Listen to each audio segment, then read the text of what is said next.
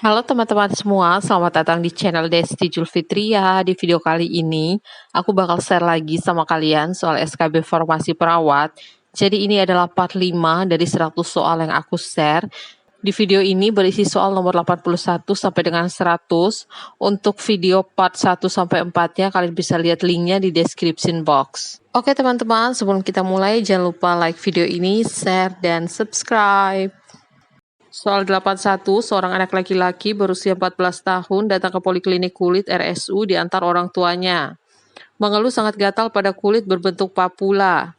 Nyeri berasa seperti tersengat, kondisi seperti ini muncul setelah mengkonsumsi udang. Hasil pemeriksaan fisik didapatkan kulit kemerahan dan adanya patch.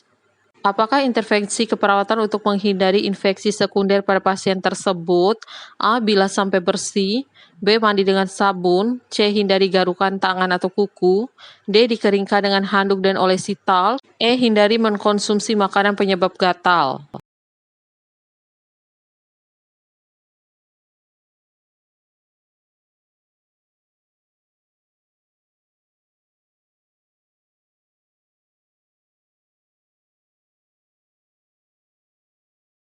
Soal 82, seorang laki-laki usia 50 tahun datang ke UGD. Klien mengalami perubahan kesadaran. Berdasarkan pengkajian, klien mempunyai riwayat penyakit DM, kulit kering, membran mukosa kering, turgor kulit menurun, takikardi, hipotensi, pernapasan salo, gula darah 800 mg per dl. Apakah masalah kasus di atas?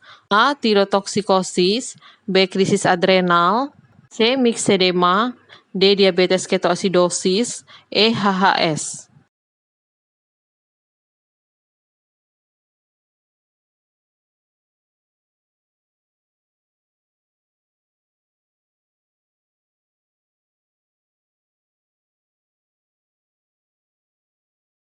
Soal 83, adanya mikroorganisme di dalam darah disebut A. Bacteremia, B. Gonore, C. Droplet, D. Dacryocystitis, E. Endokarditis.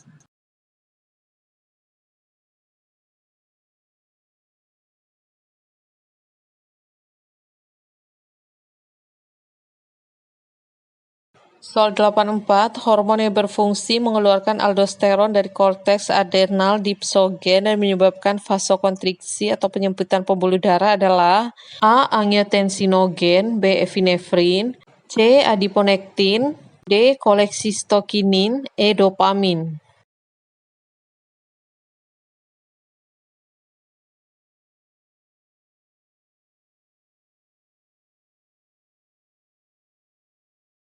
Soal 85, hormon yang berfungsi untuk meningkatkan pasokan oksigen dan glukosa ke otak dan otot dengan meningkatkan denyut jantung, meningkatkan katalisis dari glikogen dalam hati adalah A. Epinefrin, B. Adiponektin, C. Adrenalin, D. Kolesistokinin, E. Dopamin.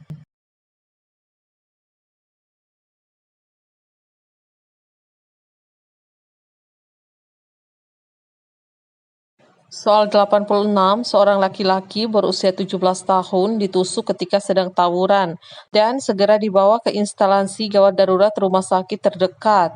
Tidak didapati benda tertancap pada dada pasien, namun tampak gelembung-gelembung udara dari luka sebesar 2 cm pada dada kiri pasien. Pasien tampak pucat dan gelisah. Nadi 100 kali per menit, jumlah pernapasan lebih dari 30 kali per menit. Tekanan darah 100 per 60. Ada kecurigaan terjadinya open pneumotoraks. Sebagai seorang perawat di instalasi gawat darurat, apakah prosedur yang akan Anda lakukan untuk menangani kondisi pasien? A. Memasang kasa plester 3 sisi atau 3-side tape dressing. B. Needle thoracostomy. C. Perikardiosintesis. D. Chest tube. E. Balut tekan.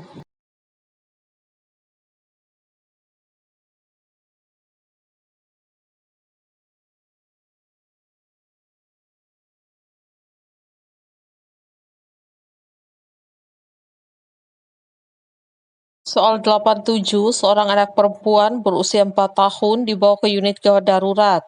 Didiagnosis mengalami dengue shock syndrome.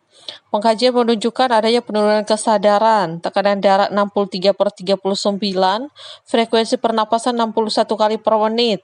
pusing, muntah 5 kali, perut kembung, kelopak mata bengkak, edema palpebra, mukosa bibir kering, sesak, terlihat pernapasan cuping hidung, ada ronhi, berat badan 16 kg, saat ini masih dipuasakan.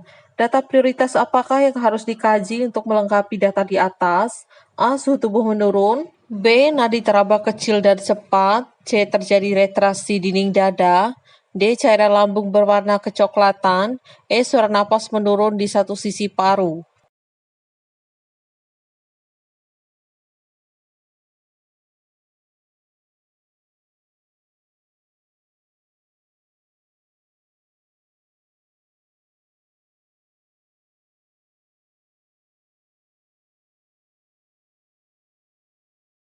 Soal 88 yang dimaksud dengan surat tanda registrasi adalah A. Bukti tertulis yang diberikan oleh pemerintah kepada tenaga kesehatan yang telah memiliki sertifikat kompetensi sesuai ketentuan.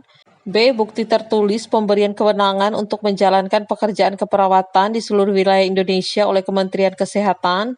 C. Bukti tertulis yang diberikan perawat untuk melakukan praktek keperawatan di sarana pelayanan kesehatan.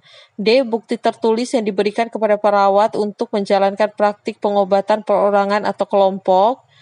E. Bukti tertulis yang diberikan kepada perawat untuk menjalankan praktik medis perorangan atau berkelompok.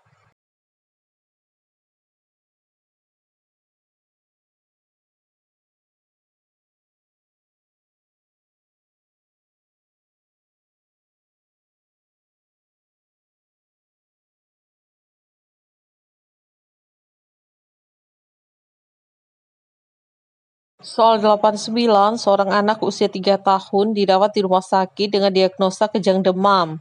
Pada saat perawat melakukan pemeriksaan vital sign, suhu 38,2 derajat Celcius, nadi 102, respirasi 30 kali per menit, apa tindakan yang dilakukan perawat bila anak dengan kondisi tersebut di atas? A. Singkirkan benda-benda yang ada di sekitar pasien. B. Buka pakaian pasien bila dibutuhkan. Pastikan pasien memperoleh banyak udara segar tanpa menjadi kedinginan. C. Kaji tingkat kerusakan mobilisasi klien. D. Buka jalan napas, miringkan kepala. E. Pertahankan suhu tubuh stabil.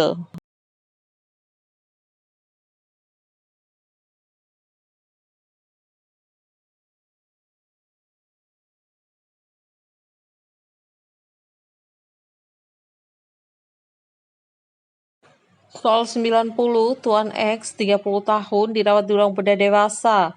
Pada saat pengkajian, ditemukan data pernapasan paradoksal pada IGA. Klien merasa sesak napas, nyeri, dan keluhan bertambah berat. Tanda vital, respirasi 30 kali per menit, nadi 110 kali per menit, tekanan darah 130 per 80. Apakah prioritas utama diagnosa keperawatan pada kasus di atas? A. Pola nafas tidak efektif. B. Gangguan pertukaran gas. C. Nyeri akut. D. Bersihan jalan napas tidak efektif. E. Perubahan nutrisi kurang dari kebutuhan.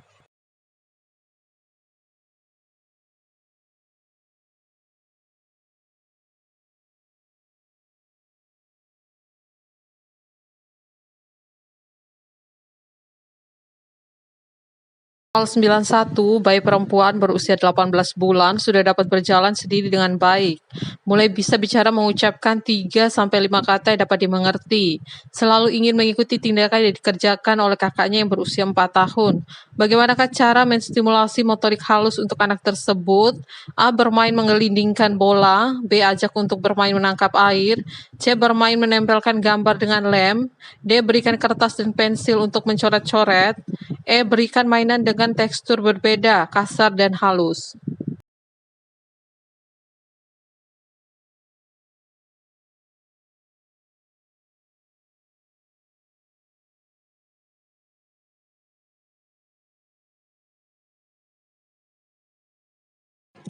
Soal 92, seorang laki-laki usia 22 tahun memeriksakan matanya di poliklinik mata.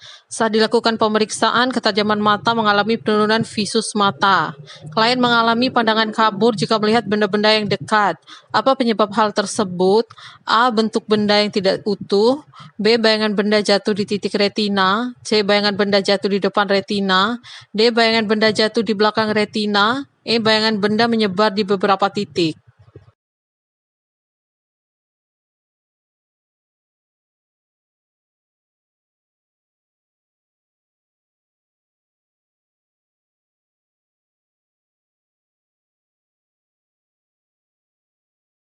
Soal 93, sesak napas yang secara klinis dapat menunjukkan tanda-tanda penyakit-penyakit tertentu yaitu A. Asidosis, B. Emfisema, C. Dyspnea, D. Asfiksia, E. Laringitis.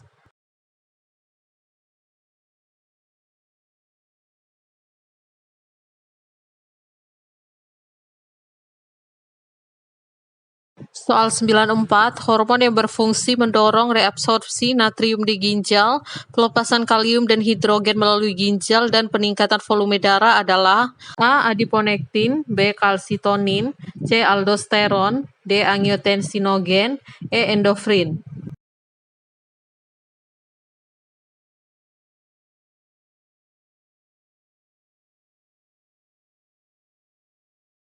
Soal 95, seorang anak laki-laki usia 11 tahun dibawa ibunya ke rumah sakit dengan keluhan badan panas, mual, badan terasa sakit-sakit, keluar darah dari hidung, disertai ada bintik-bintik merah pada kulit. Pada pemeriksaan fisik, suhu 38,3 derajat Celcius, hematokrit 27%, trombosit 90.000. Apa masalah keperawatan utama pada kasus tersebut? A. Perubahan nutrisi kurang dari kebutuhan tubuh, B. Peningkatan suhu tubuh, C. Defisit volume cairan, D. Gangguan rasa nyaman, E. Risiko terjadinya shock.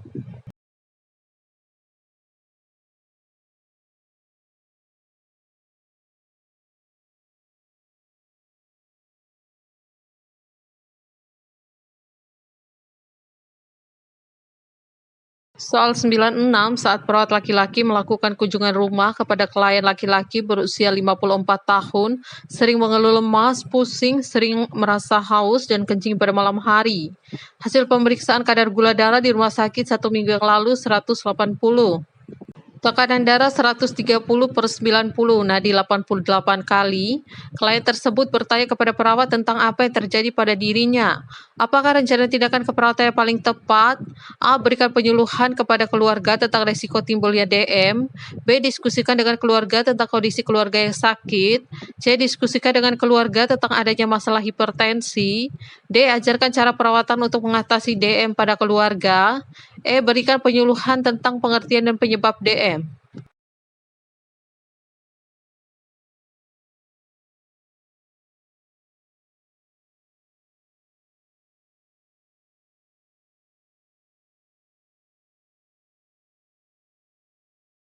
Soal 97, ibu hamil sedang diperiksa, ternyata tinggi fundus uteri berada pada ketinggian antara prosesus stapedius dan umbilikal.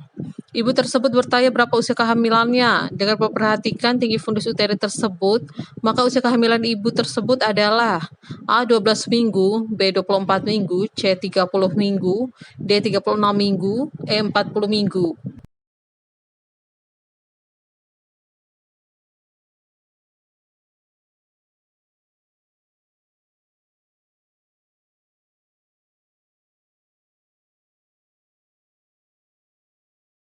Soal 98, masa berlaku SIP, SIK, dan SIPP adalah A. 1 tahun, B. 2 tahun, C. 3 tahun, D. 4 tahun, E. 5 tahun.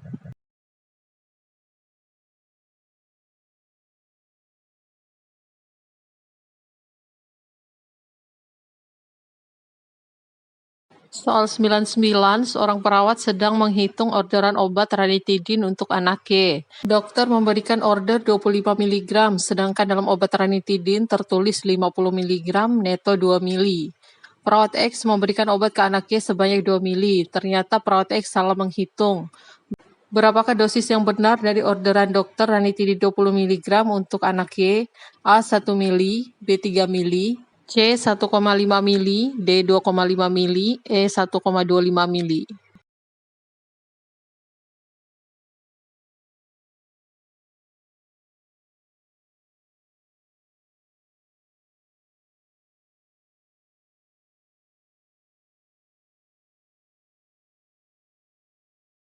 Soal 100, pada tahun berapa keperawatan diakui sebagai sebuah profesi yang sah secara hukum? A. 1992, B. 1993, C. 1994, D. 1995, E. 1996.